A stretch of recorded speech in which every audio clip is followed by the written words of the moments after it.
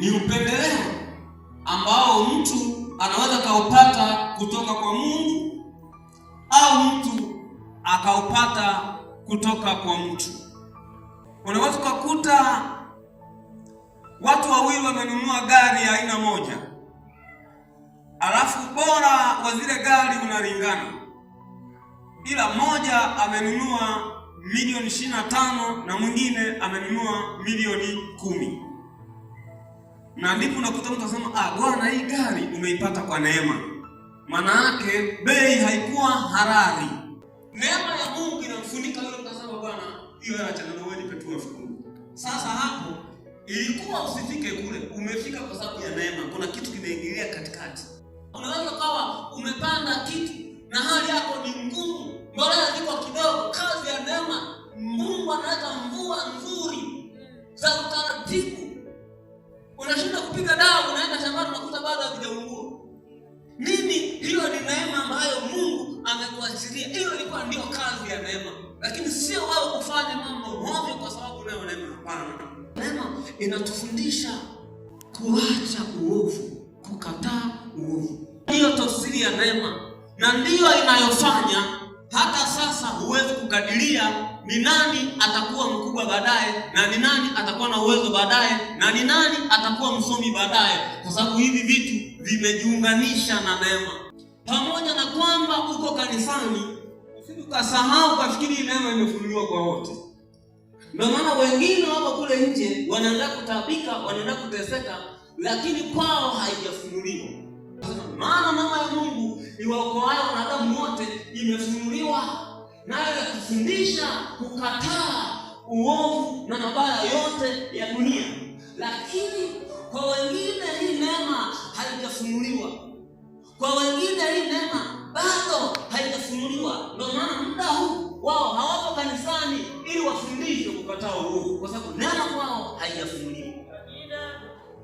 Lakini hii neema ya kukufunulia ili upate kumjua Mungu ni mwanzo wa wewe kupanuka, kwamba kumbe kama Mungu aliweza kunipa neema ya kumjua yeye, anaweza akanipa neema ya kujenga nyumba, anaweza akanipa neema ya kupata afya, anaweza akanipa neema ya kufanya biashara, anaweza akanipa neema ya kusomesha watoto, anaweza akanipa neema ya kuishi vizuri na ndoa. Manake tunaishi kwa sababu ipo neema ya Mungu inayotengeneza sisi tufanikiwe. Tumeweza kwa sababu ya neema. Wapo watu ambao wanafanya kazi kwa juhudi kuliko wewe, lakini hali yao ya kiuchumi iko chini zaidi, kwa sababu hawajapata neema ya kupata bahati kwenye kazi ile wanayoifanya.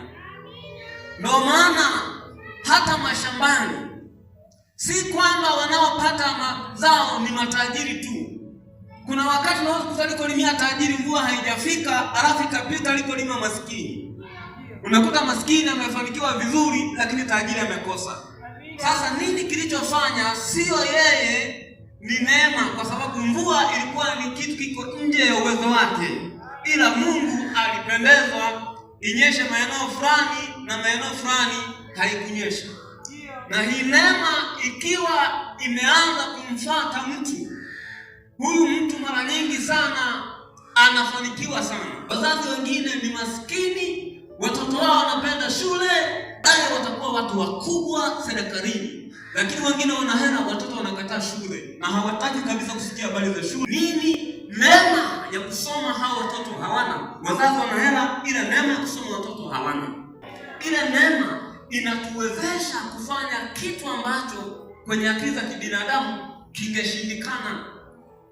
Kwenye akili za kibinadamu kilikuwa hakiwezekani, lakini kwa sababu kuna neema, hiyo neema inafanya mtu afanikiwe. Kwamba neema ya Mungu inaweza ikafanya mtu akafanya jambo ambalo asingeweza kulifanya kwa hali ya kawaida. Maana yake anakuwa amepata upendeleo kutoka kwa Mungu. Ukiwa hospitalini unakuta kuna mtu ameachwa, hakuna watu wanaompelekea chakula, wala hakuna watu wanaomletea dawa. Hata madaktari wanakuwa wanampa tu Panadol, wanamwacha kwa sababu hana ndugu wa kuleta hela, lakini kuna mwingine unakuta ndugu wamemzunguka kitanda chote, wanaleta chakula, wanabadilisha dawa, wanakimbia na magari kuchukua dawa, lakini unakuta huyu ndo aliyekufa na huyu maskini ambaye alikuwa anapewa pana kwa sababu hana hela ametoka, ameruhusiwa na maisha yanaendelea.